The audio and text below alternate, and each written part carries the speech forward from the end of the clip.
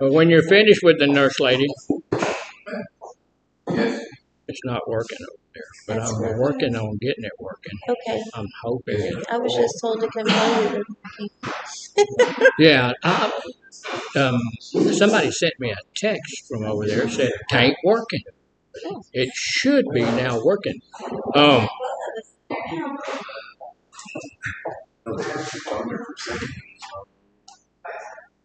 Now we should be live. Should be live. But we should have been live. See, this is one of the issues I have. I'm not the best at all of this stuff.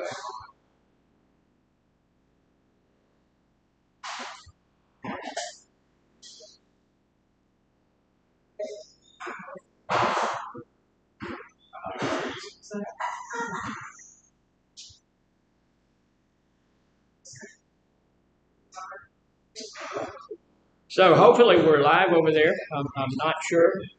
My thing here is showing me that we're live. So if you could see me do this at North and that, just let me know. All right, so nobody let me know. Yeah, you know. Nobody let me know anything. So maybe we're not live. I don't know. I may have to go get some help. So anyway, if we don't become live over there, maybe my boss can come and help me do it or something. But we're going to talk a little bit about our boundaries. Why is it important for me to have boundaries?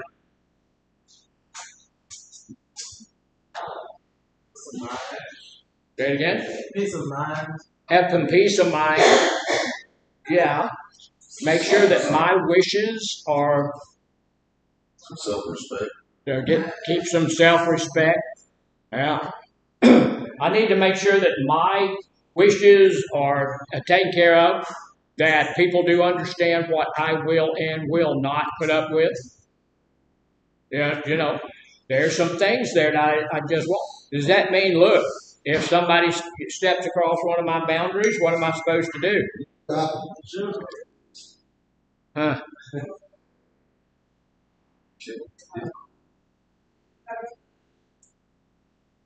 They're still not getting us.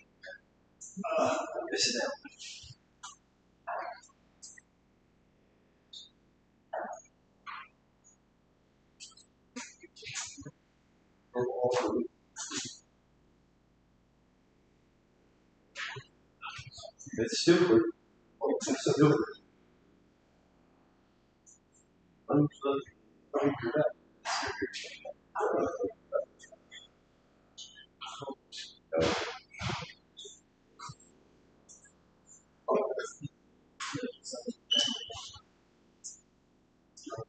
Well, that's a little bit aggravating.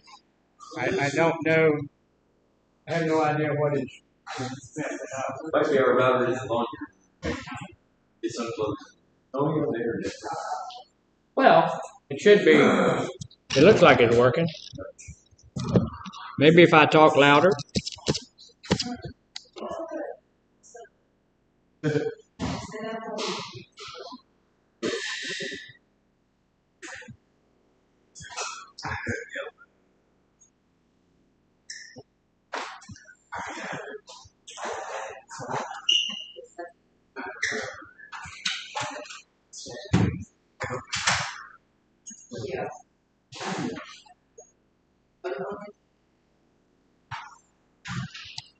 All right, I don't know.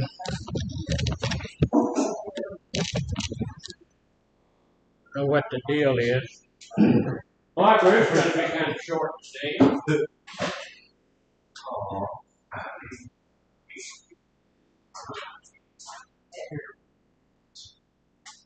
But maybe this group will get something at any rate.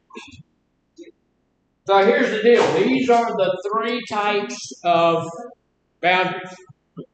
A lot of people that I have run into, especially in recovery, have this type of boundary. So what type of boundary is that? That's the poorest. boundary. That's the porous boundary. All right, we're working. All right, so Miss Casey over at the other place fixed it over there. Thank you, ma'am. Thank you, ma'am. So look. This is a porous boundary. What does that mean? Ask him to either wake up or go to bed.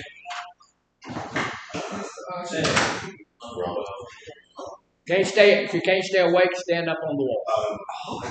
I know your shoulder's bothering you. I know I had the same situation. That's not going to put you to sleep. If you can't stay awake, stand up against the wall. So here's the deal. A porous boundary is one that allows just about anything to go through, right? What does that mean? If that's my type of boundary, it's work it. Woohoo!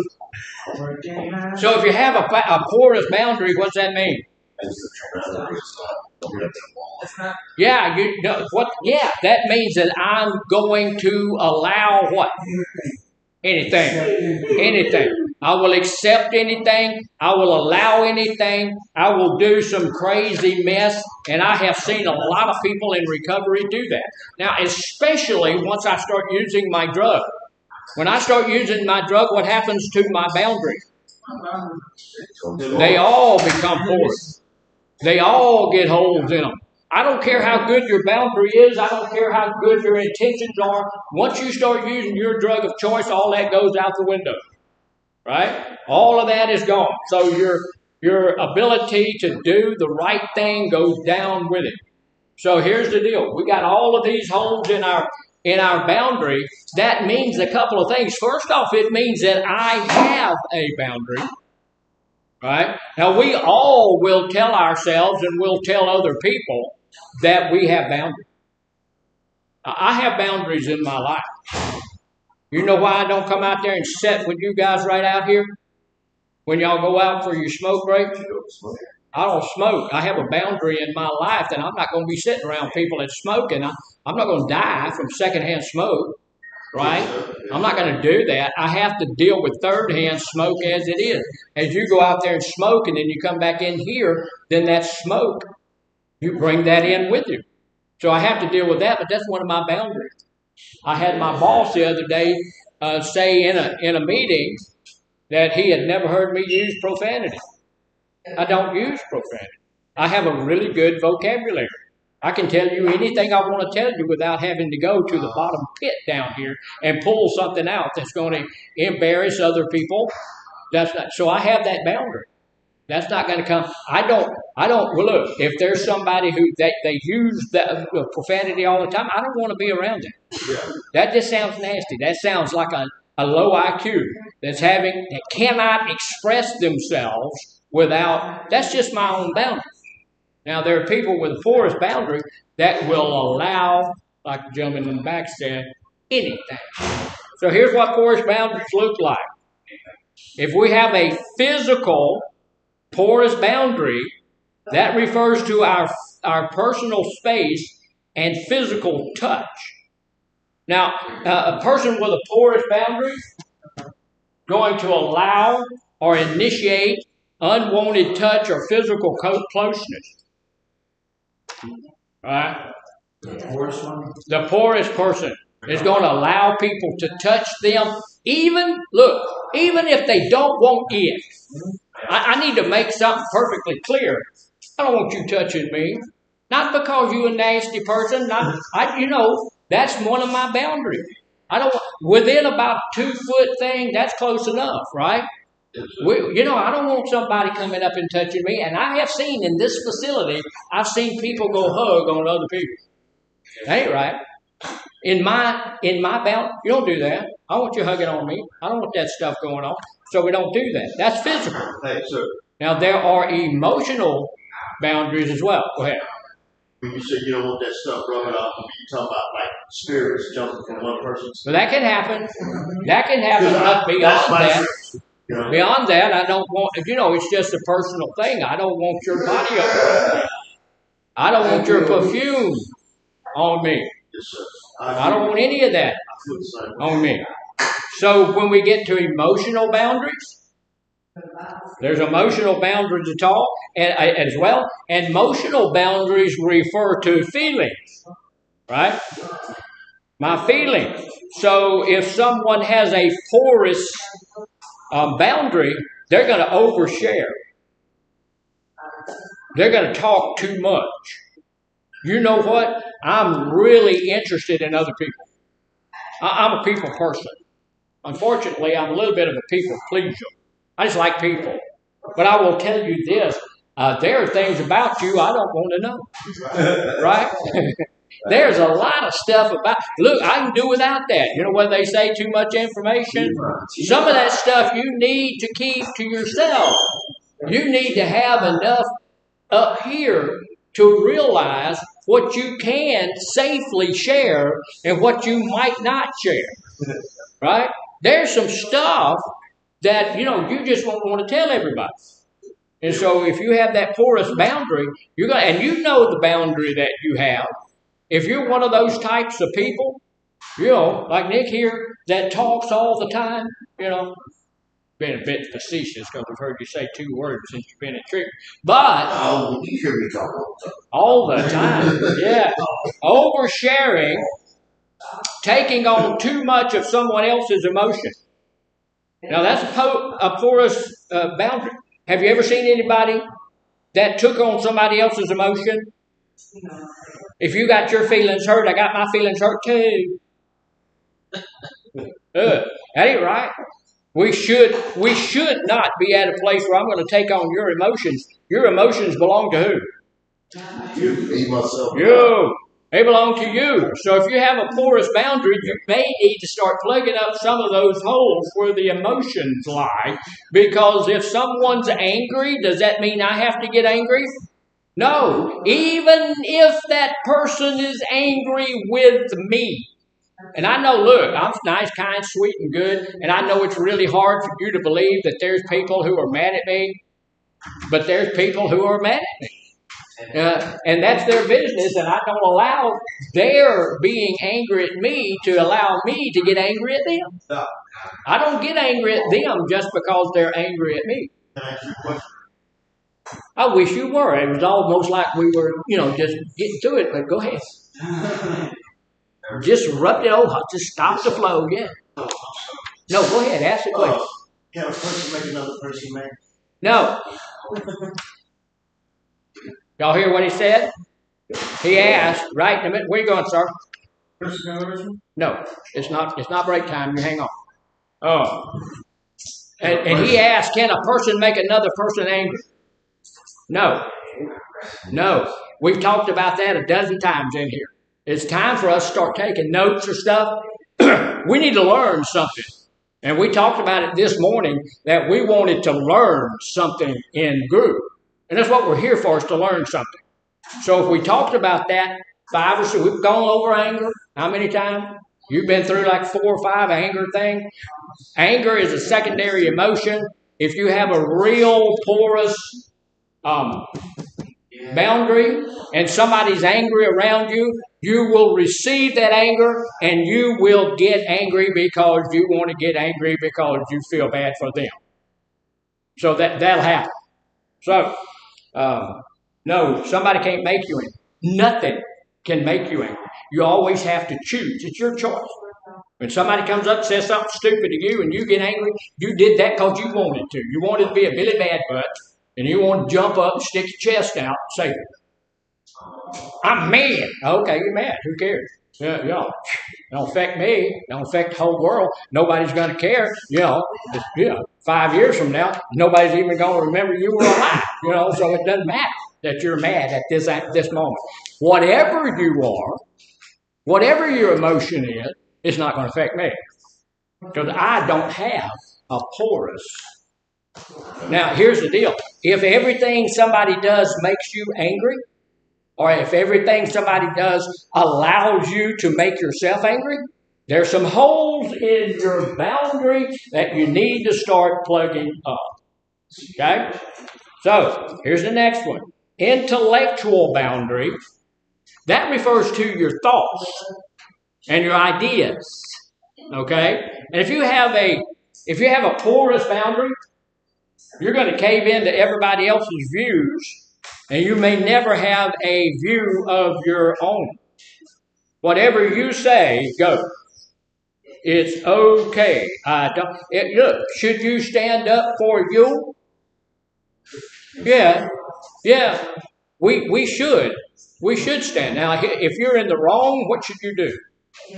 Apologize. You should admit it. You should apologize. You should go on, but you should never just do what the crowd wants to do because the crowd wants to do it. That's like if you were wrong. If you're in the group and you're sleeping, you should be standing up on the wall. Right? Yeah, going forward, if we go to sleep in group, you'll be dismissed from group. And you get written up, you get no credit for the group, all of those kinds of things. So I invite you to be part of the group.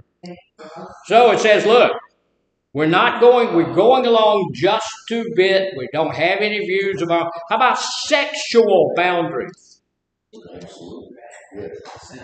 Should we have good, positive sexual boundaries? How about somebody that has porous boundaries in sexual issues? That's a bad situation. It can be a bad situation. It can be.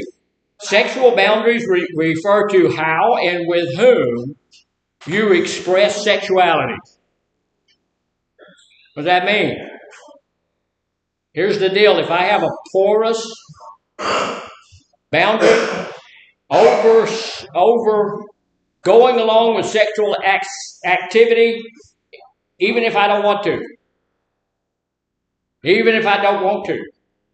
If somebody comes up and says, hey, we're going to do this, and it's because, trying to do what they want to do. That's what they want. But if I don't want to do it, I don't want to do it. Does that mean I don't have to do it?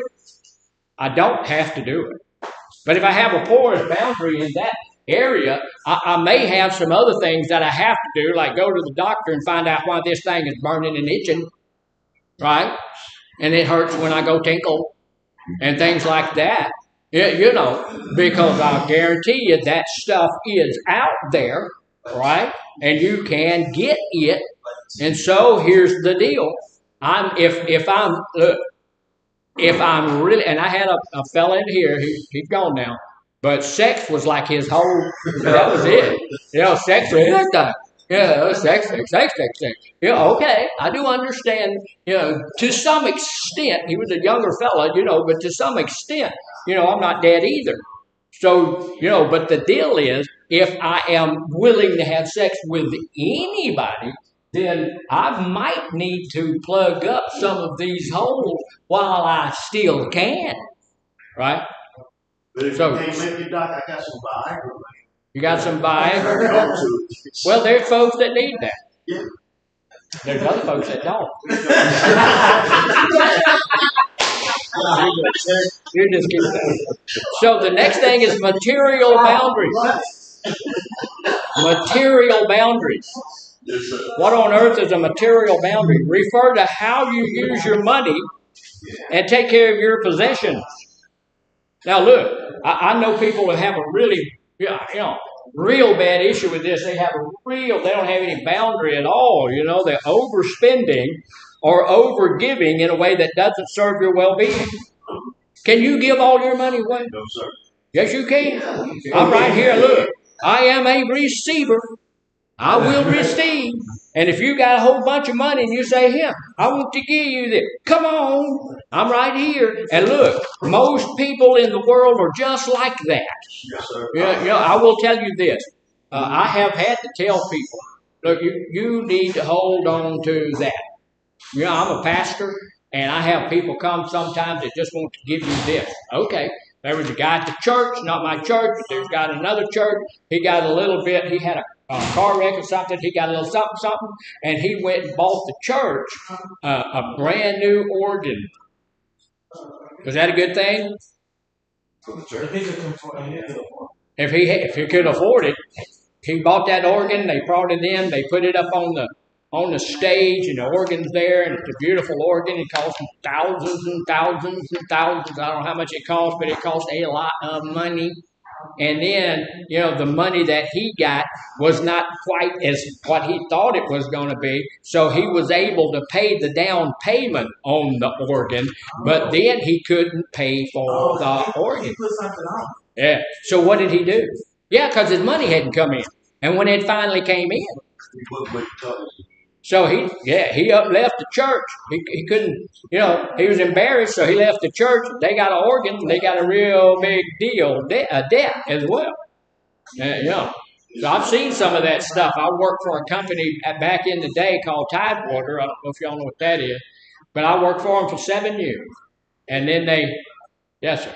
You know what it is? Yeah, I worked for Tidewater for 7 years. And then when I got out of Tidewater, I was a director for those guys, and I left and went somewhere else. And when I hit 65 years old, those guys sent me a letter and said, "Hey, we have some money for you." And I go, "Oh!" I didn't even know all of their supervisors, they had put a little something back for their supervisors when they retired. And I go, "Oh, man, ka-ching. That's some good stuff. That's wonderful." I did exactly like that old boy did. I counted my chickens, and they hadn't even hatched yet. That company sent me $2,000. That's good. No, actually, it was $2,300. That's good, right? And then they said every month for up until you're 85 years old, we're going to send you a check. That's good, right? What do you think it is? But it wasn't for 2,300. No, they sent me 2,300 because they didn't get a hold of me until I was 67. So it was 2 years back that they had missed. If I remember correctly, you said it was like $60-something. See, I've told this, so I've only got 3 stories and I have to tell them over and over again. No, it was more than that. It's $78, $78 a month. Well, so what do? You say this is insulting, and you send it back? No, you put it in the bank. And you put $78 a month. Look, that's a tank of gas in my car, and then a little bit extra, about 2 tanks of gas. So that's a good thing. But if you have a porous boundaries, you're going to give all that money to somebody else, right? You just don't give it away. When we were at our Christmas party last year, our boss handed out some money, and he said there was a guy, and they showed a little film on it. This guy was going out just giving people money. Of course, he was a millionaire or a billionaire or something like that, and he was just giving people money. I don't have that kind of money to give away. So I have my boundary is not quite. If you're broke all the time because you're giving your stuff to other people, you need to find some holes to plug up, right? And usually they're right down here, because what's right down here? Your billfold. Yes, sir. I just want to say, normally the billionaire gives away money like that is being recorded. It's a tax write-off. And it could be, yeah. Yeah. And this guy, I don't know that that's what was happening, but it could have been. Could have been. But since I quit smoking, Doc, say it again. Since I quit smoking, boundaries, right? Oh yeah. I don't sit out there most of the time when they smoke. I don't stand out that way. But since I quit smoking, I saved $330. Oh yeah. Oh yeah. Last month. $330. $11 a pack, 30 days out the week. And so that's a boundary of mine now. I ain't gonna never smoke it. And then I counted up how much it would be in the year. Yeah. That's a nice piece of check. Well, if you smoke 2 packs a year, 2 packs a day, it's like $250,000. If you smoke 3 packs a day, it's over $500,000. And if you smoke more than that, it's up $750,000, $750,000 that you spend over your lifetime for something that's killing. Yeah. So, all right. So, what if you have a rigid boundary?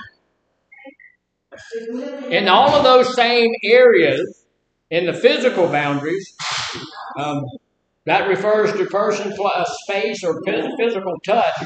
In a rigid boundary, we're never allowing. He went away. We are never allowing or initiating appropriate touch or physical closeness. Y'all remember Maslow's hierarchy of needs? What's one of those needs? You said you remembered them, so what are they? Social contact. What is it?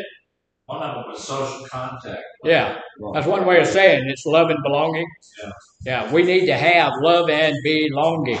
This guy right here, the guy that has a rigid boundary, is not allowing that. Have you ever met anybody like that?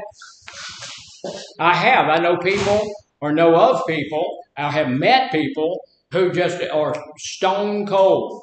It don't make any difference. They're not going to smile at you. They're not going to talk well to you. They're going to, they just are, their boundaries are so hard in that area. They're not going to risk anything to allow you to touch them, to allow you to talk to them, to allow you to get close to them. They usually, now look, these guys usually, ladies too, they usually get married up and have children and all of that kind of stuff, but they never show any love or kindness. And that's a real bad place to be if you are as a boundary. That's way too much of a boundary. Emotional boundaries, remember that refers to your feelings. This guy here is never going to share anything with anybody about anything, right? Yeah. Never sharing your emotions, never attending to those of others. I don't care how you feel. You're leaving? You're standing on the wall? All right, thank you. I appreciate you. So we're not going to let anybody say anything about it, anything. We're just rigid. This is how it is, and it's never, ever going to change. It's not going to change. So how about intellectually? Intellectual, that's talking about our thoughts and our ideas. This guy here, remember this guy here, or this lady here, is going to do whatever anybody else wants to do, right? This guy here is exactly the opposite. He's insisting he's always right. You ever met him? Yes, I know him. I know that guy. And never considers the views of other people. That sound like a good idea? No. I like to be collaborative. When we're coming up with a new idea, if we change our group or if we do something different here, I want to get with all of you guys and see what y'all want to do. You remember yesterday we talked a little bit about stuff, and one of the things that was an issue was the telephone, right? Y'all notice that got fixed? Yes, sir. Immediately. Yeah, that got fixed. So when we have an issue, you share the issue, and then the issue can become a non-issue. Yes. The telephone back there was not working last night, so we started. See, that was just God, man. We got him all of that stuff, and it took me a bit to get all of that done, and then God zapped that phone. So that's still an issue. Yeah, well, thank you for sharing that with me, and I will let them know that the phone don't work. But you can still go back there and sit next to it. So, sir, can I ask you a question? Yeah, what? Okay, you get on the phone and you dial the number, and then you don't get through to the phone call. Okay. And then person say, you got 4 minutes left, but you hadn't even talked. Well, so learn how to use the phone. That'd be first thing. You got to dial out right, dial your number correctly, make sure that happened. But I think that you only get 4 minutes for a phone call? No, it's 10 minutes. You get 10 minutes? But I dialed the number, didn't get through. It took you 6 minutes to get through? Man, listen to me. I dialed the number, sir, didn't get through. Yeah. But I just sit there. I hung up the phone, I just sit there. Lady sit there and she looked at me and said, you got 4 minutes left on the phone. I said, ma'am, I ain't talking on the phone, I'm just sitting here. See, we start, but we cause issues. Yes, sir. Don't just sit there, because we've got how many other people waiting on the phone call, and they can't get a phone call because you're sitting there. Don't just sit there. Make sure you get your phone call through. If it won't go through, you might need to get up and go and do something different, because that ain't going to work. But just you got, this is your 10-minute block of time right here. There you go. Now what you do with that, it's your business. Yes, if you can't get the phone call out, you need to figure out where the fall down is so that you can fix that. Yes, sir. You know, if it's something wrong with the phone or something like that, let us know. We'll fix that. You know, but you can't just sit there. Well, she was sitting I can right understand there that. too as well. The lady was sitting right beside me. I said, okay, it's not Yeah, really big. yeah, she was sitting there timing you. How long you gonna sit here? All right. Yeah, evidently, right? Sexual boundary. Sex, you all boundary. All right. Y'all got that? Get past it. It's like we, you know, like in the 7th grade. Yeah. Sex.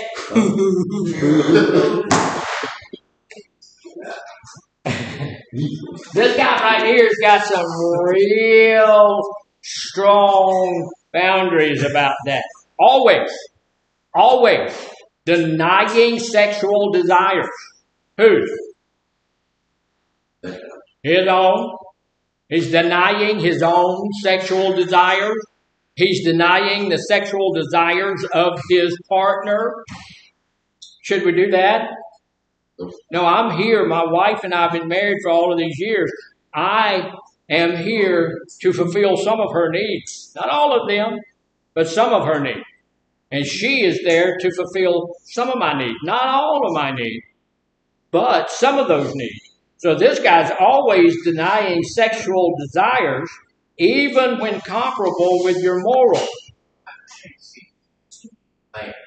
What'd you say, sir? We can't hear you. We can't hear you. You're way back in the back. What was that? Nothing? What's up to do with our Well, you got here late, so I'll give you this so that you can read on that. Okay. But if you're not in group, you're not in group. And I know you had to be out with the nurse, and so that's why I'll give you that. So always denying, always. Now think about that. He's always. Can you see where that person would be a little uptight? Can you see where that person would be a little frustrated? Can you see when he might have some anger?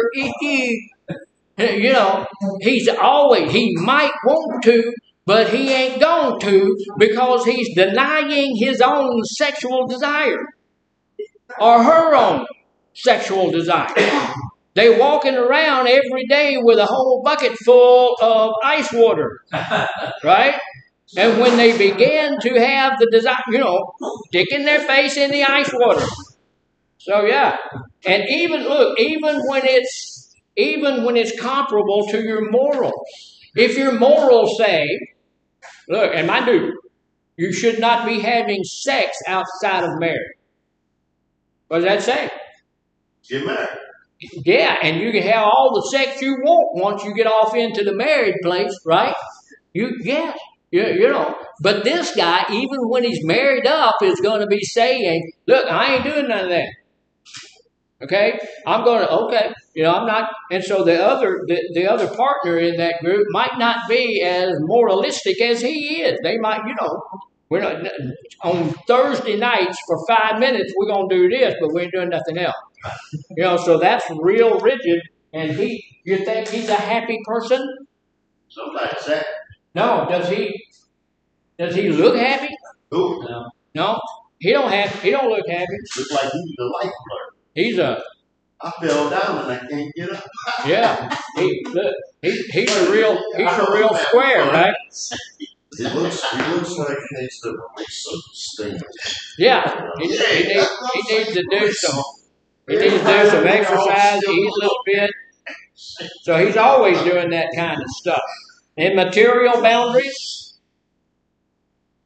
refer to how to use your money and stuff.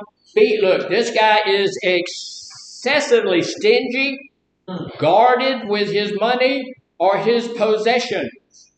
I knew a pastor. We used to go out and eat together. He and his wife, me and my wife. And we would go out and eat. One week, he would pick up the check, and the next week we would pick up the check. We always went to fairly nice places. And he took us one time to the market basket, because the market basket sold chicken at the market basket. And so he bought a loaf of bread and one of them chicken. And we sat at the table there at the market. He said, now, hadn't y'all always just wanted to do this? I said, no, you idiot. Yeah, I just spent $300 taking you and your wife out to, Papados, and you're taking me to the market basket. No, we were at a place for breakfast one time, and the lady came and I paid her and all of that stuff, and she put down 7 cents on the table, and we were sitting there, and this guy was just quiet. Finally, he said, "Hey, Herschel, I think that's my 7 cents." I said, "Harold, take the 7 cents, man. You know, if it's going to make your day to get 7, take the." So he was at this place when it came to money. Now, everything else, maybe not, but when it came to money, he was at that place. And that's a sad place to be. 7 cents. That's terrible. 7 cents. You know, I saw him give his son. His son came up and asked for $1. He gave his son $1, but he pulled that dollar out of his pocket, kissed the dollar, and gave it. So, okay. Kissing his son goodbye. Don't come back for the money. Yeah. I don't know how much money he has right now, but I know he has a lot of property out on Highway 10, so he's probably got millions. But you know, that doesn't make you happy. I'm happy. I'm happier to give away. But I give stuff away, and I'm happy with it. Makes me feel good. So he's stingy. Yes, it does. Time boundaries. We didn't look at that on the poorest one, but the poorest people are wasting time on things that don't matter. But this guy's never flexible. He ain't going to the beach. He's not going to the beach. He's not going to do anything else. His time is boom, boom, boom, boom, boom, boom. I'm kind of inflexible in that area. I work on that, but I'm kind of inflexible. That's why I tell my wife if she wants to go somewhere and do something, all she has to do is tell me. And we'll go. Because that's my attempt at being spontaneous. Not. Because, you know, I get up this morning, got up at 3. I usually get up at 4. And, you know, I've got my day all lined out, coming in here, doing what I got to do, and all of those kinds of things. So with his time, he's never ever flexible. So who's this old boy over here? We got just a few minutes. He got healthy boundaries. And this is what we need to go. We need to see the one thing, and it's not very well done, but of course he's happy. He's smiling, everything is okay, he's clear-eyed, he's working out, he's looking good, and he has enough confidence in his manhood that he can wear some orange pants. Yeah. Yeah. It takes a man who knows who he is before he can wear orange pants. So he's wearing orange pants. So here's the deal. Physical boundaries, personal space, physical touch, allowing or initiating appropriate physical touch or physical closeness. Who is it up to? How close I allow somebody to get to me? Me. Y'all ever had anybody that was around you that was a close talker? Yes. I don't want that. I don't want. If you're a close talker, don't come talk to me. There's all sorts of other people you can talk to. Don't talk to me. I don't want to know what you had for breakfast. Right? I don't want you to get. I don't want to know whether or not you had a shower. Right? I don't want you to get that close to me. So, but I'm going to allow people to get close to me that I want to get close to. My wife can get close to me anytime she wants to. Yeah, you know, married 52 years. My kids come, my grandkids come, they'll grab me, and you know that's okay. Somebody I don't know, I don't want to be close to that person. So allow the appropriate touch or the appropriate physical closeness. Emotionally, I'm going to share and connecting with others in a way that feels right to me. You know, have you ever told anybody you loved them? Yeah. Yeah. Did you tell them you loved them because you loved them or because you were hoping to get something?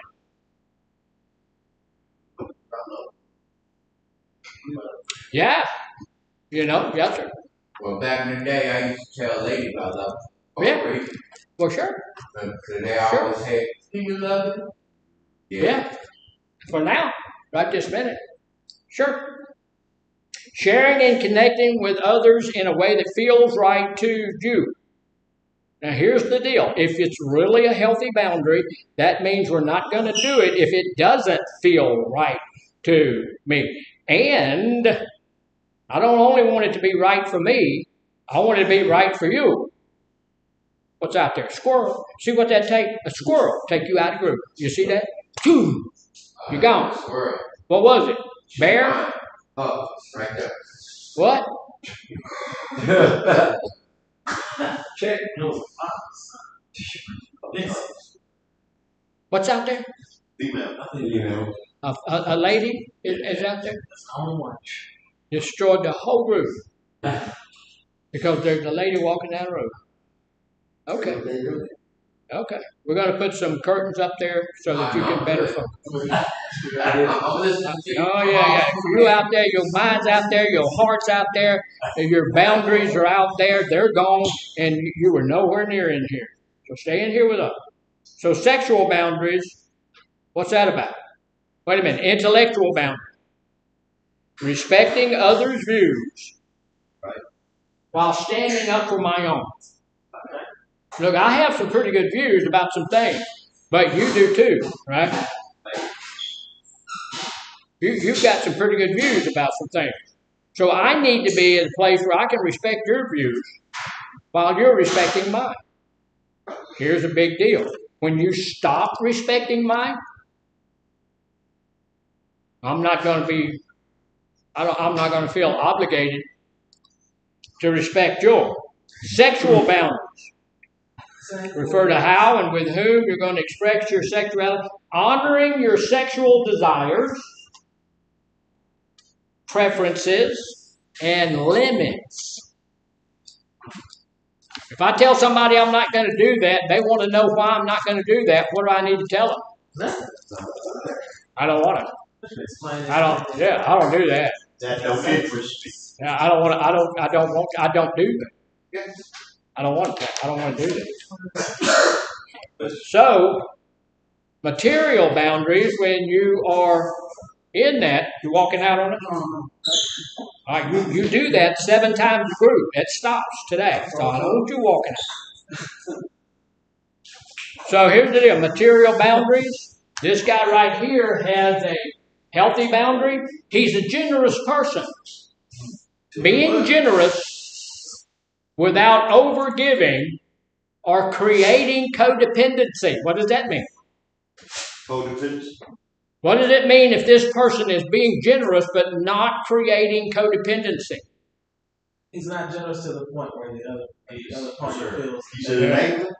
Yeah. He's not, like you were saying, that was good. He said he's not doing it to the point where the other person becomes dependent on my money. I'm going to be generous. I'm going to help you out. I got a brother that lives in Mississippi. Y'all know that. He called me the other day. About the reason he hadn't been talking to me for the last 7-8 years. He came over, visited us about 7-8 years ago, and he said, "You know what I'm going to do?" I said, "No. Not being a mind reader, not being the amazing Kreskin. I got no idea." He said, "I'm going to get me one of them little RVs." I said, "Yeah, that's a good idea. I'm going to put it on your land right back." I said, "That's not a good idea. We ain't doing that.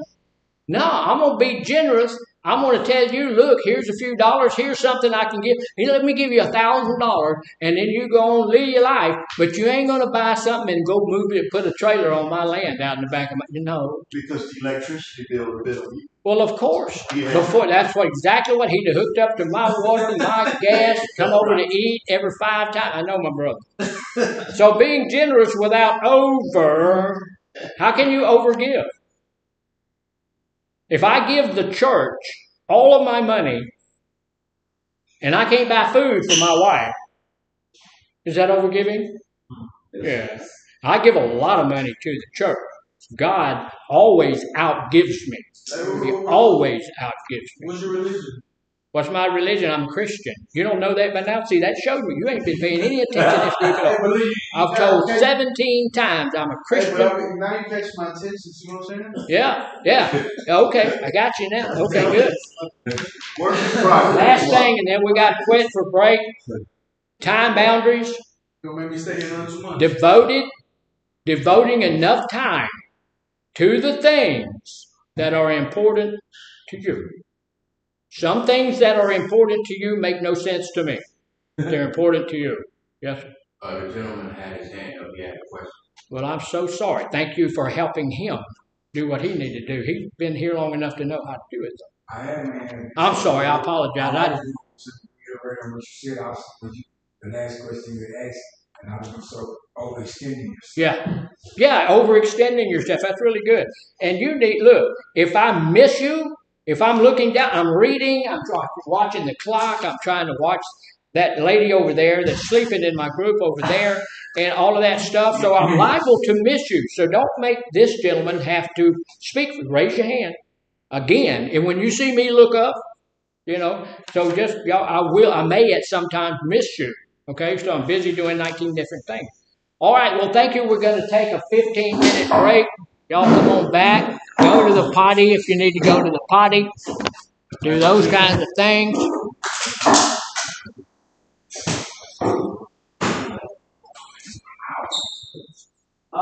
Sexual boundaries.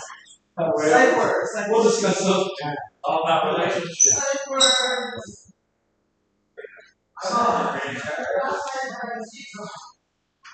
Super. I have one question.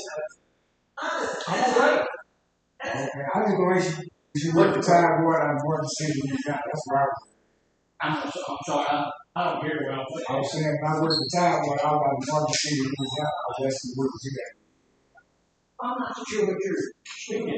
You said you used to work the time one, right? Yeah.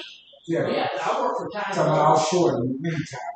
That was what you were working for. There's another time where that's in compression.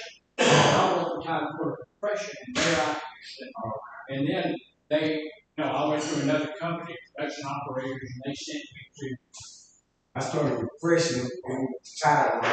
Then new stuff came. And they changed the name. They told me I was at the job. Yeah, it's global now. They were a good company. I enjoyed myself while I worked with them.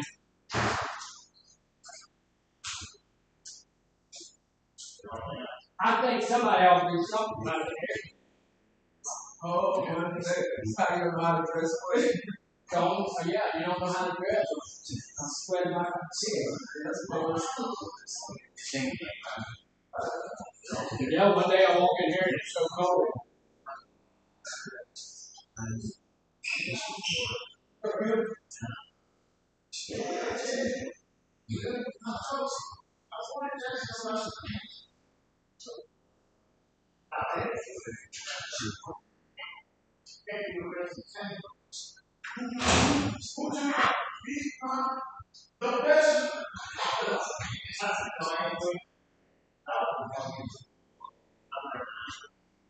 Yeah, that's Extended my mouth. Yeah.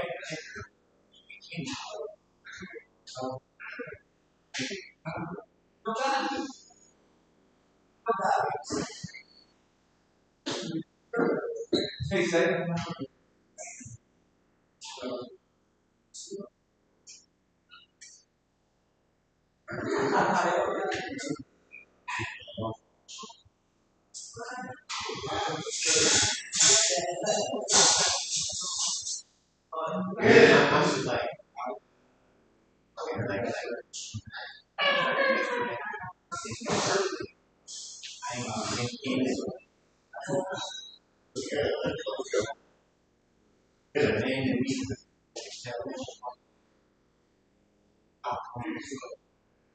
It's Asian only concept.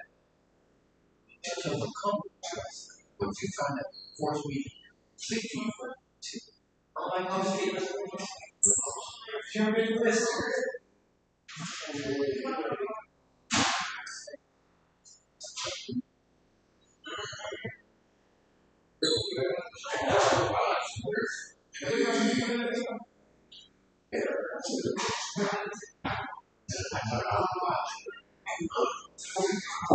Hey, Bird.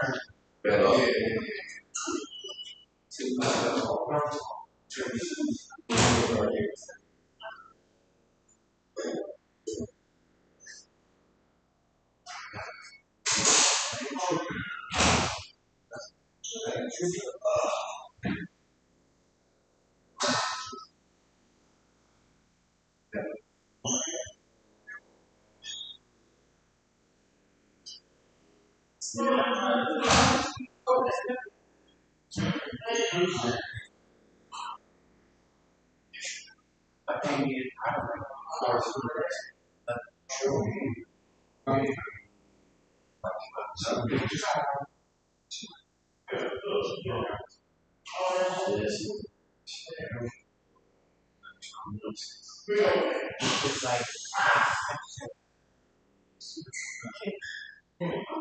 listen. Yeah, now, I don't know if you're looking at me.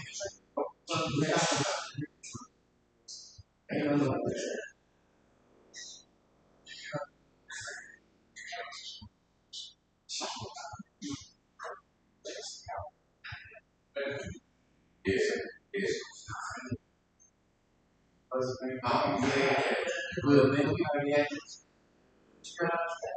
Mom, trip like that. I'm good. I'm right off the street. Yeah.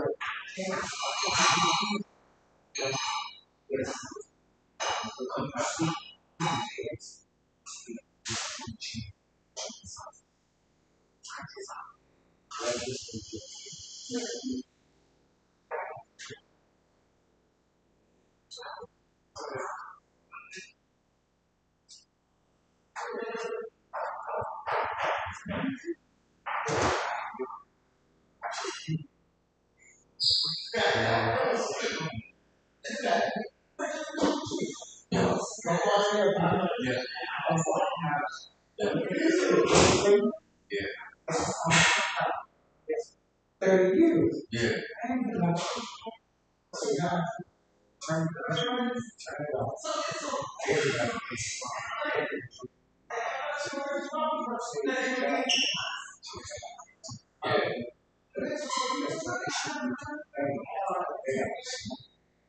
Yeah, yeah.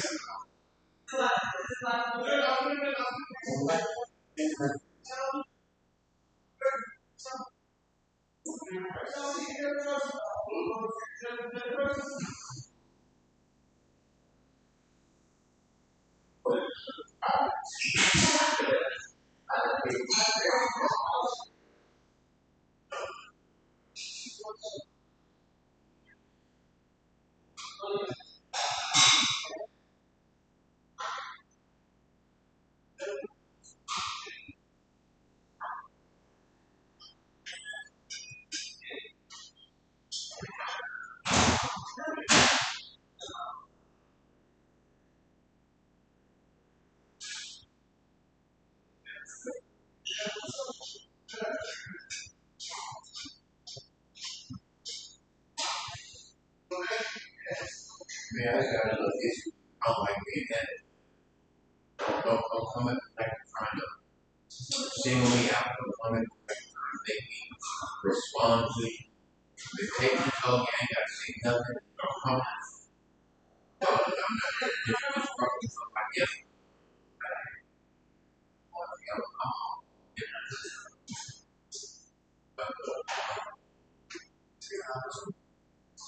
Damn, damn.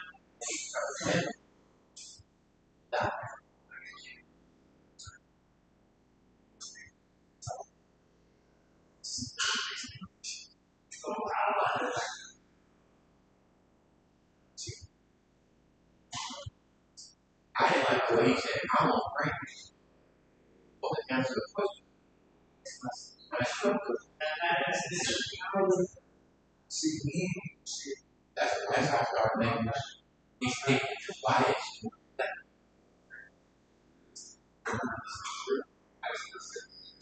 Yeah, yeah, yeah.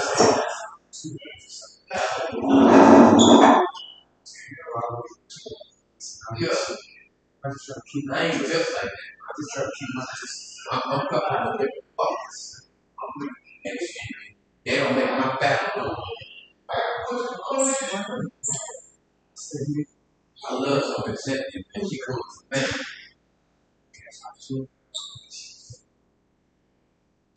I remember her last after she cool. That's been a long time. Yes, it has.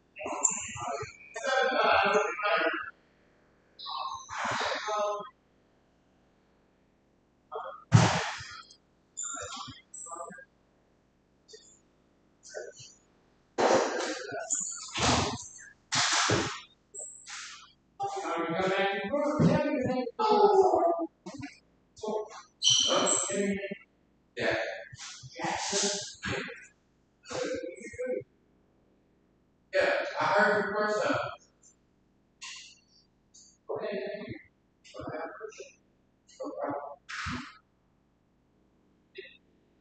No, I'm not a female. I know a hard.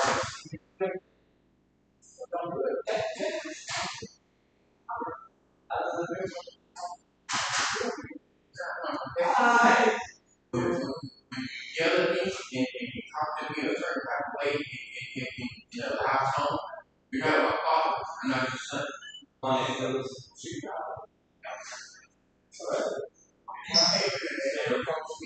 I didn't come to talk. I'm my own business.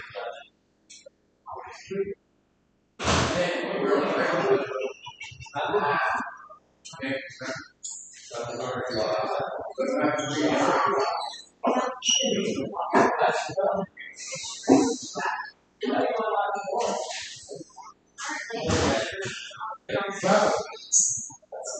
All right?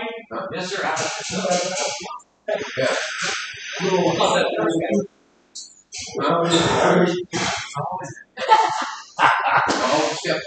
That's pretty good.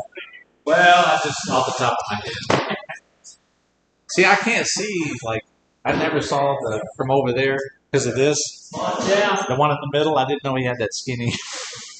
yeah, he just kind of string bean there. Got the little shoes at the bottom.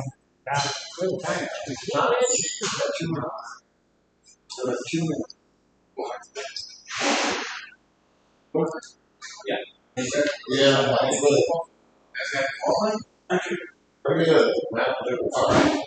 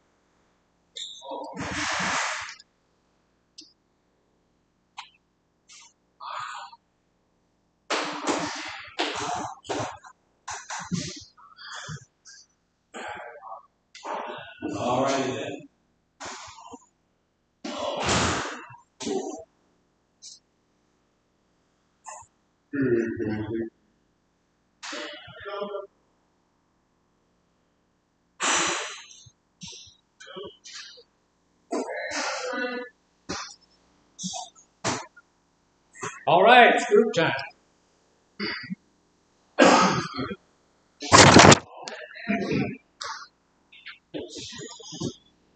All right. So we talked about the second part of group is going to be about respect. Now, what does respect mean? Recognizing, to me, recognizing and honoring somebody else's feelings. Yeah, recognizing, honoring somebody else's feelings. Respecting others' boundaries. Respecting others' boundaries. Yeah, that means I have to learn what their boundaries are. So, yes, sir. Treating others like you want to be treated. I like that, yeah. Treating other people like I want to be treated. So here's the deal. We talked earlier about the fact that to get respect, you have to be respectful. Yeah, if I'm going to get respect. Respect starts with self. You gotta respect yourself. Yeah, well, that's good too, yeah. Respect starts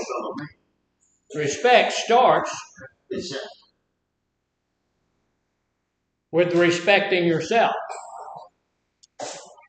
So,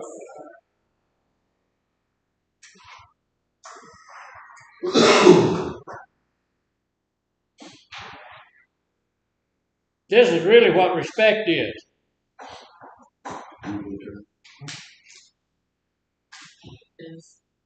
I'll show y'all in a minute.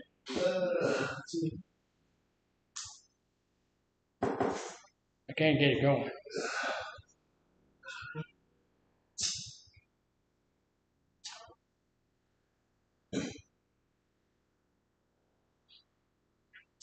This is respect.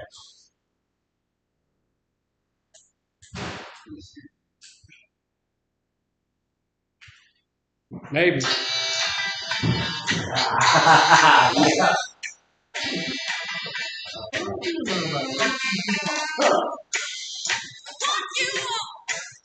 Baby, I got it. What you need? That's your song. Well, respect. There's a guy. Please don't. Please don't. So that's Miss Richard Franklin.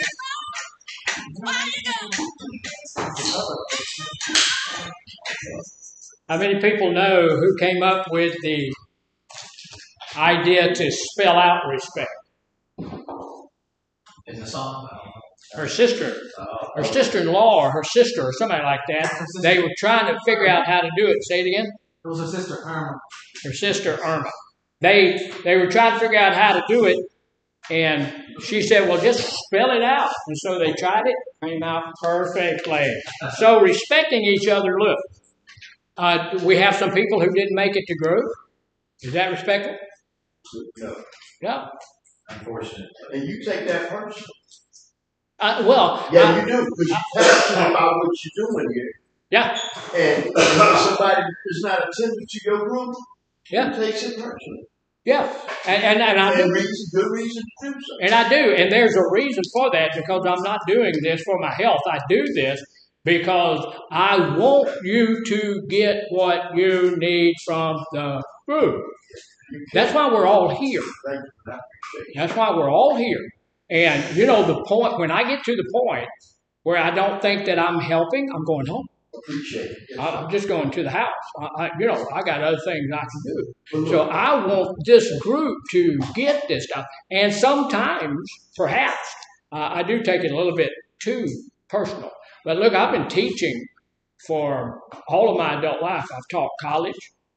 And a lot of times, you ever teach in college? You ever go to college, you go in there, a lot of people sleeping?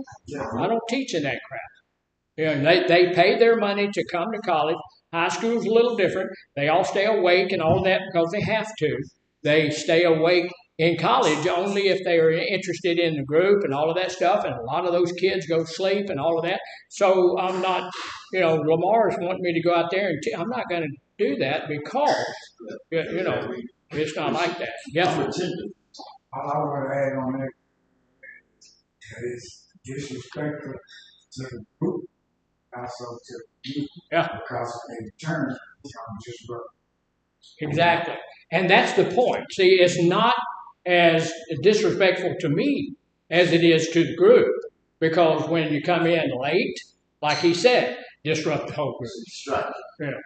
I'm attentive to your class. I'm really interested in what you're I talking appreciate about. that. I appreciate that. But with that being said, can I get some donuts tomorrow? Say it again. I didn't hear that. Can I get some donuts tomorrow? Get some donuts tomorrow? Yes, sir. Absolutely. Thank you. Now, I don't know where you're going to get the money to go get those donuts from, but that's your own menu. So, you know, when you bring those donuts back in here, we're going to be excited about that. Yes, Thank sir. you. Thank you. Thank you. So here's the deal. I want to go over this. Look, this is RESPECT. What does that stand for? Respect. That's what it spells. What's the R mean? It could be anything. We've never seen this this acronym before, but we're all supposed to be, if we're respectful of other people, we're all supposed to be ready to help. Ready to help. Okay. How would I, in this group, how would I be helpful to my group mates? Be quiet. Well, yeah, we could be quiet. We could also interact. We could ask questions. We could make statements. We could get the group on time. Yeah. We could follow the rules of the group. One of the rules of the group that just came up today is what? No eating big meals in the group. Did I just make that rule up today? No, sir. It's always been that rule. Mr. Farmer said, you can have a snack, but you cannot eat your meals in the group. That's not my rule. That's his rule. I've just never enforced the rule pretty well. You know, I've always been a part-time group dude over here, and that's it. That's all. So right now, I'm the clinical manager here. I'm the supervisor now. So it's a little bit different. So I'm going to, you know, work the groups a little bit better. Do you get more money for that? No, not at all. Oh, Matter of fact, I think they're going to take money away from me. I don't know. You know, give you a different title and take your money. You know how that is? So, but here's the deal. We're supposed to be ready to help. If somebody is not, if somebody's sleeping in group, how can I help them? Wake them up. I want to make sure they're awake. I really appreciate this young man back here. He, you know, drowsy. I get drowsy. If when I go to group and stuff like that, you know, I have to do that once or twice a year. I'm somewhere in a group trying to get some more stuff. We have to have, as counselors, we have to have, if you have a master's degree, you have to have 20 hours of continuing education. And if you don't have a master's, you have to have 40 hours of continuing education. So you think sitting there looking at all this, listening to that stuff don't help you go to sleep sometime? Yeah. And so I do understand getting drowsy and all of that kind of stuff. And he got up and stood on the wall, right? And he did make some, you know, he went all over, you know, but he did stand up. He didn't go back to sleep, right? So that's helping. And I appreciate that. And so when it's outside, when you're outside, and it's time for group, and this young lady says, whoa, instead of going this way and going down the hallway, come group. We used to have people that would come out from the cigarette break, go to the bathroom, and then come group. The group starts at what time? 11 o'clock. And when the break is over, we start the group back at 10 o'clock, not 11. Starts right 10:15, right? Starts back at 10:15. So if you got to go to the potty, when do you go to the potty? During the break. And that's very, very, very helpful. So anyway, if I'm respectful of other people, I'm ready to help them. Does that mean I'm going to do everything for them? No. I'm not going to do everything for them, but I am going to, if they need my help, they can count on me. Right? Okay. So what's the second one for?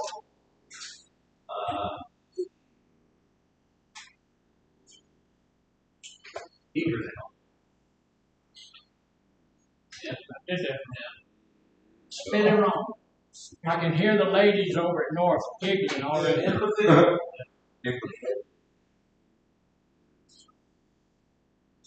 If I'm respectful, that also means that I have empathy.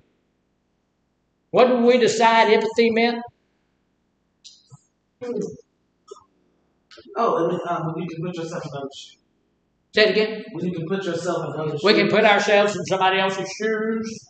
I see how you feel about that. I understand what you feel about that. I'm in your spot. I know how I would be in a similar situation. That's not sympathy. That doesn't mean I have to do anything about it. It means that I can understand it. Sometimes when I understand it, it takes me to a place where I want to do it. I want to do something about it. So I'm empathetic. I'm going to take care of some of those things. There's some things that once I have some empathy about it and I know how you're feeling and I see what's going on, is there a way that I can help? Sometimes. Should I help? Yeah, I should be.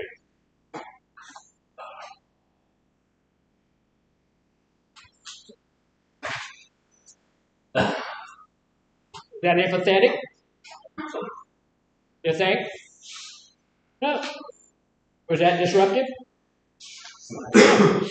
Completely disruptive. I have my own facility. I would fire somebody in my facility for doing that. You don't disrupt a whole group, come in and give somebody a couple of pieces of paper. He's full grown, he can go get his own paper after group. So, anyway, so what's he asked for? Share. It's not everyone.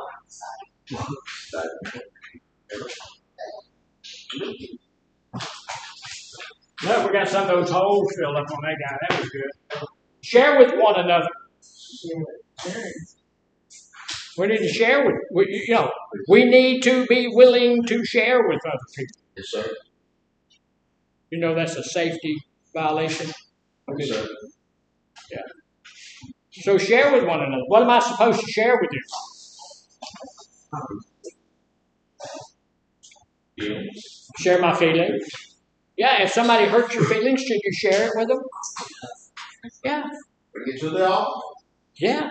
If you decided that you're going to get angry at someone because of something, should you share that with them? Bring it to their attention. Say, Mike, go look. Yeah. See what they do. Yep. Still share your experience, dreams, and hopes. Oh, yeah. Share your experiences, dreams, hopes. Why would you want to share in recovery? To be of help. Say it again. To be of help. To be of help.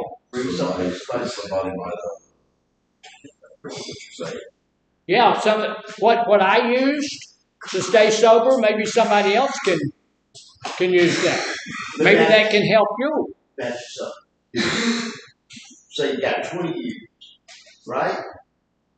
And then you relapse after 20 years, would you know this?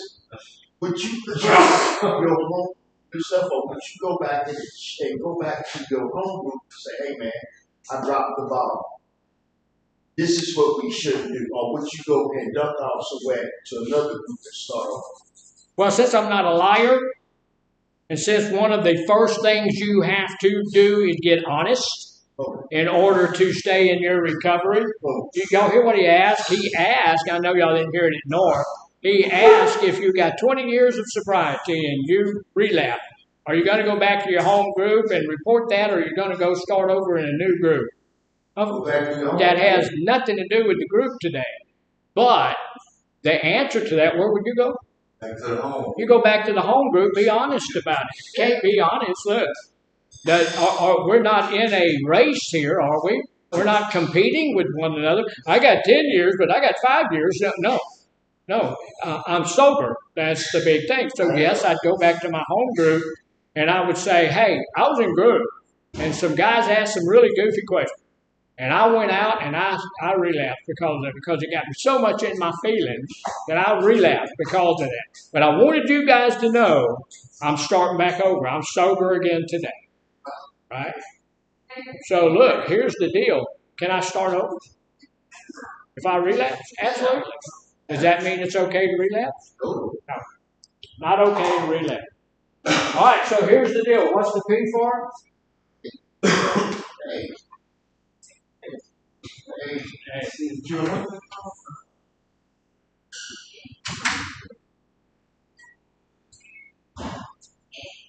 Partnership. What does that mean?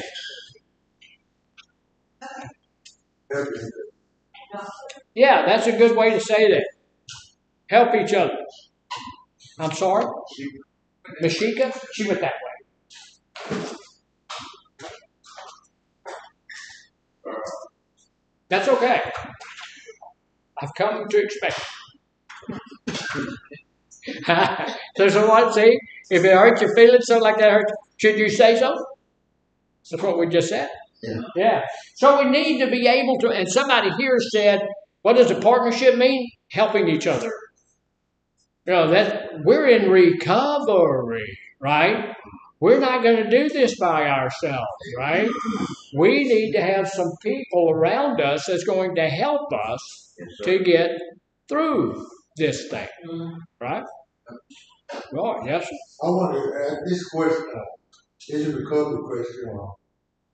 I wonder if you print the steps out for me so I can work the steps.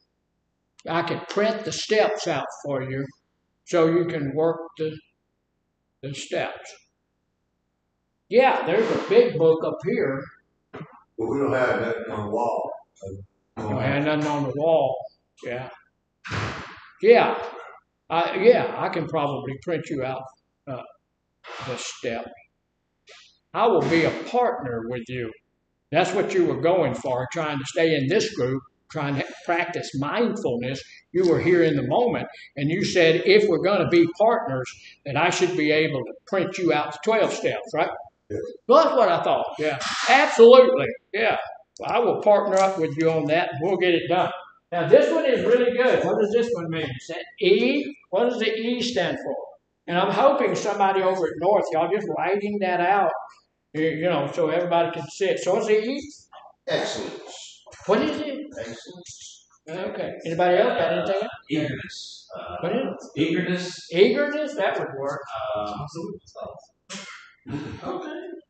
That's what we're judged. But he admitted in class. Can y'all read that? Everybody listens. Everybody listen. Yes, sir. Everybody. What does that mean? If I'm respectful, am I going to listen to you? Yes, sir. Okay. If I'm respectful, look, I get to go back to the group, and if I'm respectful, I'm going to listen in group. So, and you said a while ago, like, you know, I take that personally. Yeah. Because here's the deal: we should be listening in group. That's what we're here for. If we go to college, we should be listening in college. We should be listening at school. We should be listening to our counselor. We also should be listening to one another. You know, instead of, I don't like the way you said that. I don't like the way you did that. I don't like this. I don't like that. Okay. You know, we should be willing to listen to one another. If I respect you, I'm going to listen to you. And I'm going to tell you this. Now, y'all may not believe it. You may not receive it. You may not. But here, I respect everybody in this room. And if you've got, I'm going to listen to you. I've had people in here tell me all sorts of nasty stuff about myself. And that's okay. If that's how you feel and that helps you to get that off your chest to tell me that, it don't hurt my feelings. And sometimes, you know, you can't help but take stuff personal, but I walk past that, get that out of my mind pretty quick, get it out of my heart pretty quick, you know, because we're going to know each other, unless y'all come back 9 times, we're going to know each other, what? 30 to 45 days? So our interaction, I'm hoping, changes both of our lives while we're having that interaction, right? I'm hoping that. I'm hoping what comes from me to you is going to change your life, and I'm hoping what comes from you to me is going to do the same thing.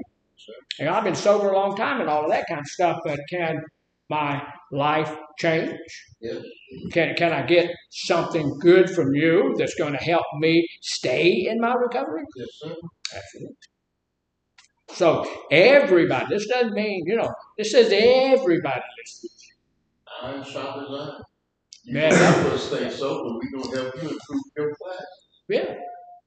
I think the class today has improved over what we've been having up to this point. Yes, sir.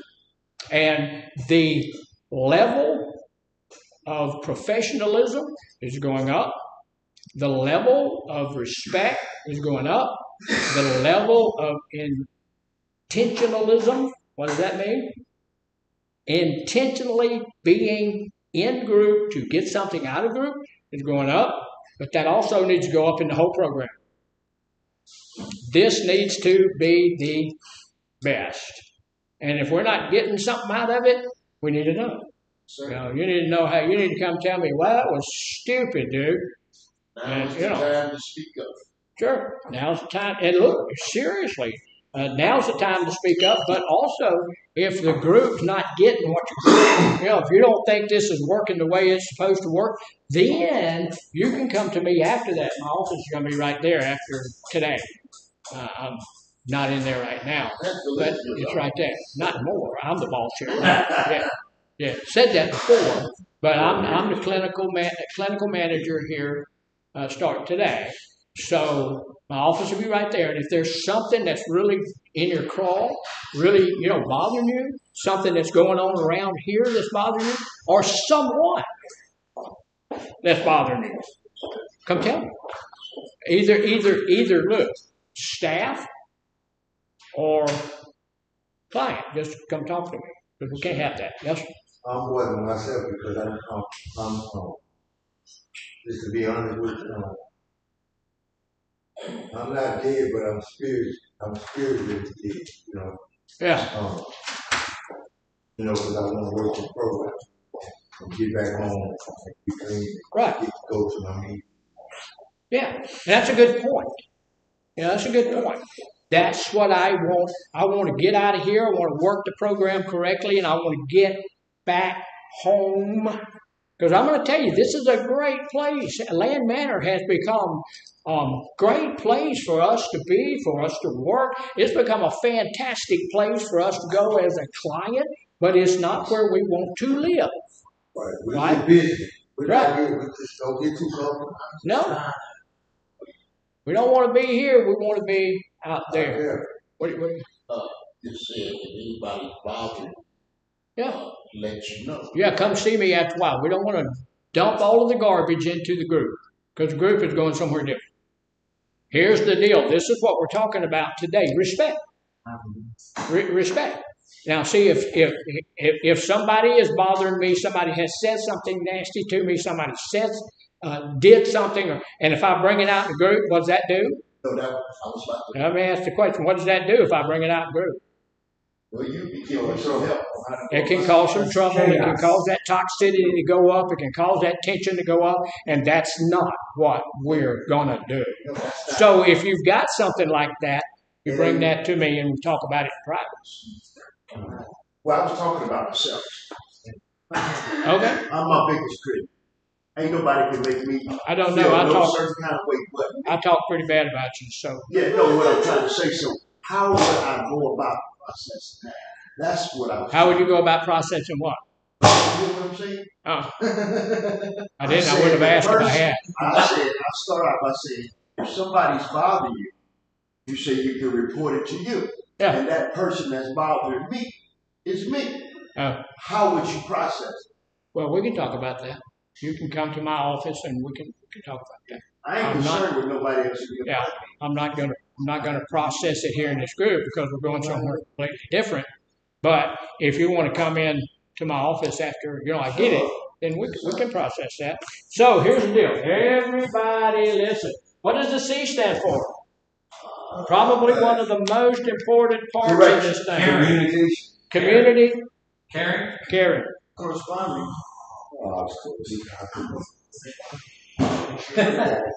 That is See, I got one. That's Respect. Look. Respect requires caring.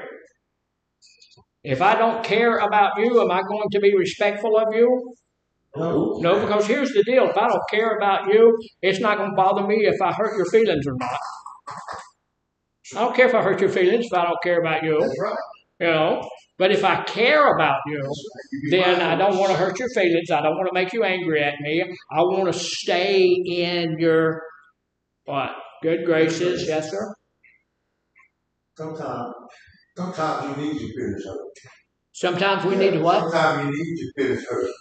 Check. Yeah. Everything can't be nice. I know the streets ain't nice. You could lose your life, you could take somebody's life.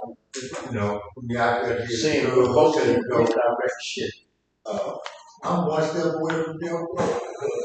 And I'm out there on the road, and I get with the right person. Something happens. Well, I do understand that. Now, here's the deal. This is what we're here about. Right. So your plan should not. He said when you're out there dealing dope and all of that stuff, you need to feel fear and all. I don't want to be scared all the time, and I'm not. I'm not scared, and I'm not scared of the dope dealers, and I'm not scared of you, and I'm not scared of anybody else. Here's the deal. I need to be at a place where that's not my plan. I'm not going to go out there and sell drugs. I'm not going to go out there and buy drugs from somebody that is selling drugs. I'm not going to do that. So I don't have to live in that fear. If you want to live in that fear, go ahead on. But I'm not going to do that. I am going to be a caring individual, and I do know what you're talking about because you're right. Those are the mean streets out there, right? And when you get out of here, if you go right back to the same old people, places, and things that you were in, you're going to have that type of stuff. That's going to happen. So we've got to get to the place where we change our situation because it is not healthy for you to have to be afraid or angry or in your feelings all the time. And your sponsor, he is not nice. Say it again. My sponsor, he's not nice. Your sponsor's not nice? No, nice. Neither is mine, but I ain't scared of him. Neither is mine, but he don't hurt my feelings. Right. But I will tell you this, my sponsor cares about me. Right. He cares. And I would imagine yours does too. He's probably really happy that you're in treatment now. He's probably really sad that you had to go back to treatment. Right. All of those things. But the point is, it's not about other people. What? It's about me. But I'm just saying, if I'm going to respect you, I need to care about what you're talking about.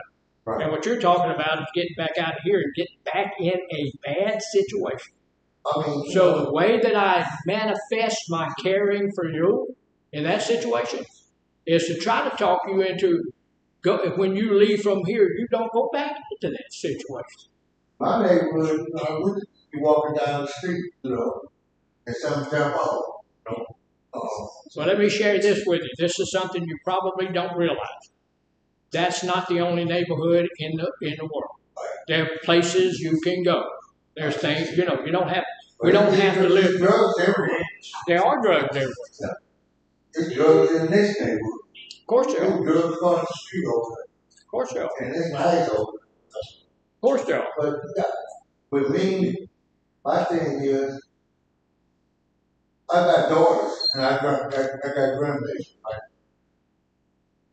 So I have to be leery of a lot of things because you could do something to my baby, and I might react a certain way. If you do something to my baby girl or my grandkid, I am a man, and I'm take care of them. I'm gonna be about that.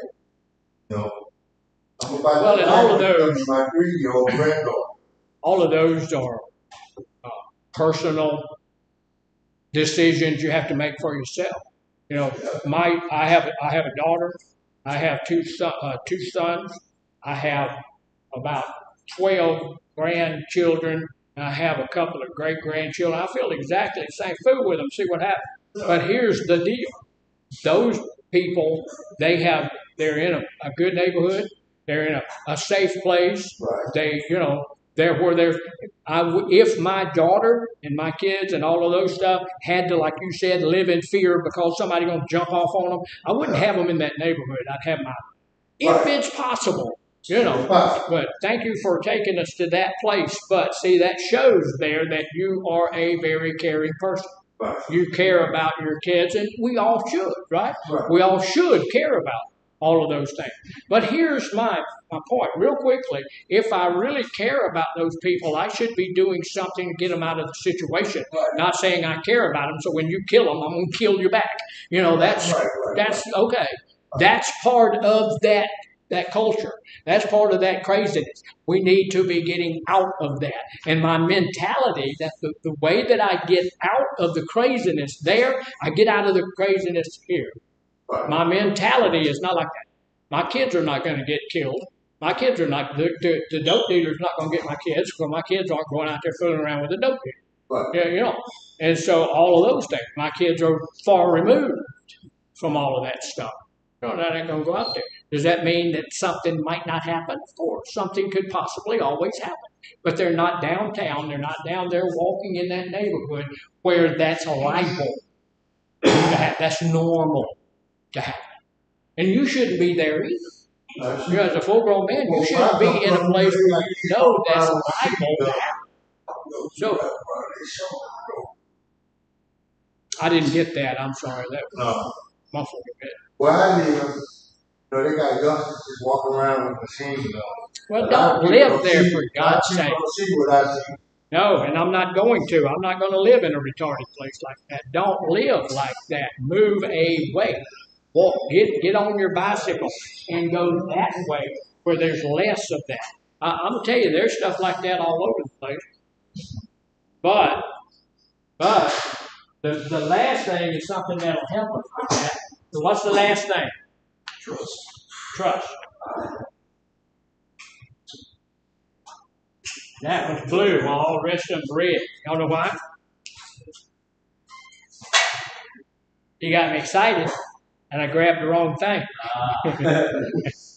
Now, trust. Trust. We need to be able to trust.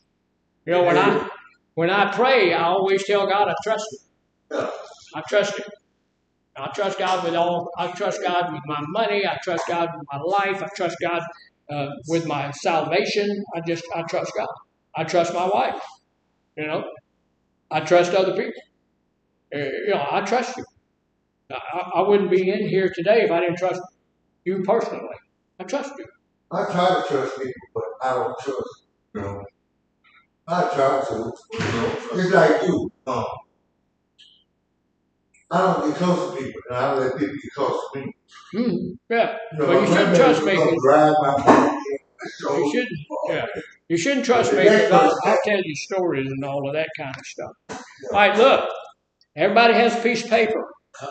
Real quickly. We're going to take about 2 minutes to do this. We've got about 12. So we want you to write down on that thing. You can draw a picture. You can write it down, whatever. 3 different things. What does respect look like? What does respect look like to you? Then what does respect sound like to you? And then lastly, what does respect feel like to you? We're going to take a couple of minutes. What's respect, what it sounds like, and what it feels like? Yes, sir. What it looks like, sounds like, and feels like. What is it? I got a question. What does it seem to you? What's that? What does it seem to you? What is it teaching you? No, what does it seem to be? What it seems to be? No. You look, I'm saying, I can be respectful, and I was there, respectful, you know what I'm saying? Write down what you think. Write it. What does it look like, sound like, and feel like? And we're going to give about 2-3 minutes.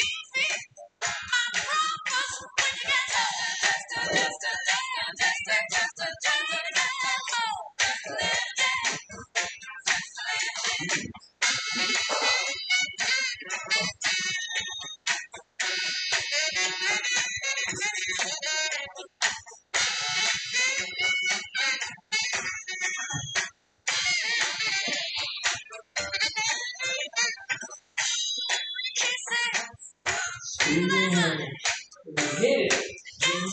Raise your hand.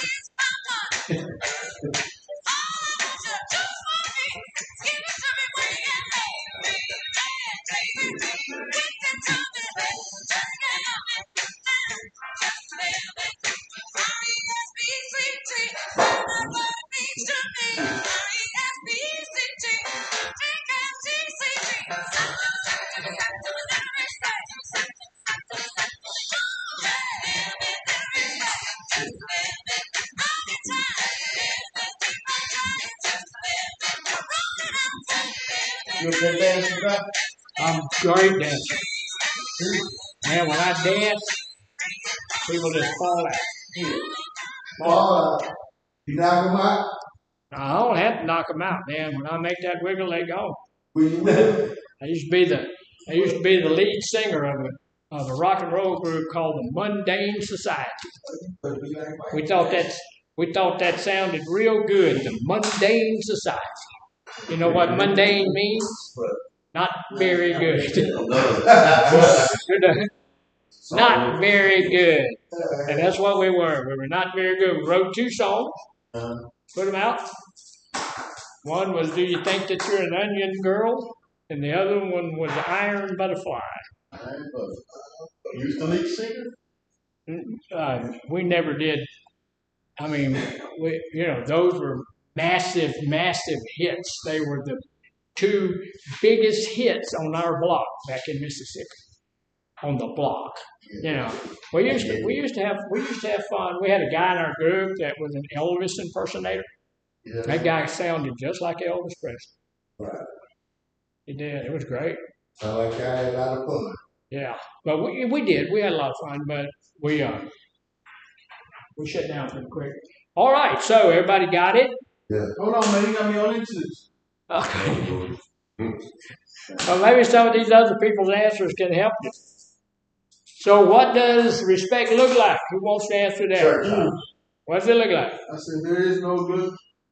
There is no respect in a look just in a moment or occasion. It's more of a sensibility in your character. You went up. I know, right? Hello. Hey, that's gonna be a singer with some tune this morning. Yeah. So you see that look. Look.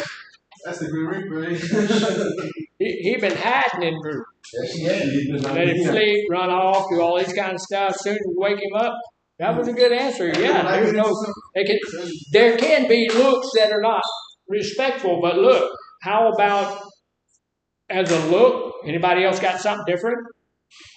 What you got? I just put up respect looks like what I would like to have in my life. Actually, I'm sorry, what I would like to receive and give in my life. Okay. So respect looks like what you would like to receive. See, I went way physical with that when I got to thinking about it. So how about the clothes you wear? Have you ever seen anybody wear clothes that were disrespectful? Yeah, that's right. Oh yeah. I've seen some both guys and girls wear some clothes that's a man, good grief. A little something left to the imagination might be okay. So respect might be. Have you ever seen anybody just give you a nasty look? Yeah. You ought to try to teach group a couple times. Because I'm telling you, we got some mean mugging folk off in here. In both groups. Over at North, there's some folks there that have some mean looks, some mean mugs, And people tell me, well, I don't mean to do that. That's just how I look. That ain't true. If you're mean mugging, you're mean mugging, and that, So sometimes that's, yeah. So how does respect sound? Yes, sir. Honestly, I was trying to get them all done. Yeah. I put down, sounds like the music playing at this moment. Sounds like the music playing. I put it, sounds like using proper grammar, saying certain notes, certain names, just now. Addressing one by saying their name, if you know the name, addressing one with respect. Yeah. The silence of someone genuinely listening to what you have to say. I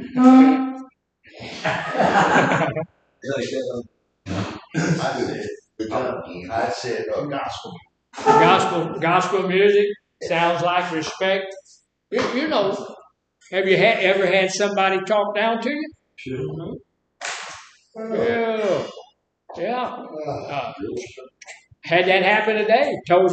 Look, y'all may not know this, but I've had people today tell me, who I am, and I didn't realize it, but they told me, they let me know today. So yeah, and it was very disrespectful. So but when I come to you and I say something like, "Yes, sir, I want to hear what you have to say. What do you think? What would you like to add to that? Is that respectful?" Yeah, and it's just like I'm gonna get everybody's name, but it's just like Mr. Robert in the back. He held his hand up a while ago. I didn't see it. I didn't mean to disrespect him, but that could have been seen as disrespect, right? And so when we went back, that's why I tried to get back on his good side, because I want to be respectful. So what does it feel like? Feels good to be respected. He said it felt great. What does it feel like to be respected? I want to be respected. Don't you want to be respected because you're a good worker? Yes. You're a good hand.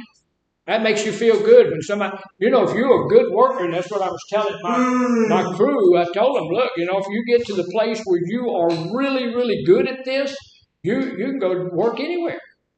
Because people will know that you are a good hand. If you have that reputation, you won't have a problem finding a job, right? A good hand. Whatever that happens to be in. So here's the deal. It looks like a certain way, respect does. Here's the deal, too. We may not be able to write down exactly what it looks like, sounds like, or feels like, but we know it when we see it, hear it, or feel it. You know it. You know when somebody's respecting you. You know even better when somebody's disrespecting you. You know when you're respecting someone else and when you're disrespecting someone else, right? We know those things. Here's the deal. In this group this morning, this whole group is about what we should be about. We're here for our recovery, both here and at North Point, and we are going to look at our own boundaries, and we're going to get our boundaries into a place where they are at a healthy place. We don't want to have these holy boundaries, and we don't want to have these stickman boundaries. We want to have a healthy boundary. We want to have boundaries that are in place that are going to protect me, and then we want to have respect for everybody that's in this place. Nothing less. Anything less is not acceptable. No compromise. Hello. I thought I fixed that. Is that disrespectful for me to have my phone? Sure is. It's disrespectful. I do. I do apologize. I'm sorry. Thank you. Look, this was, I know y'all may not believe this, but let me share that here at South Point, this is one of the best groups we've ever had.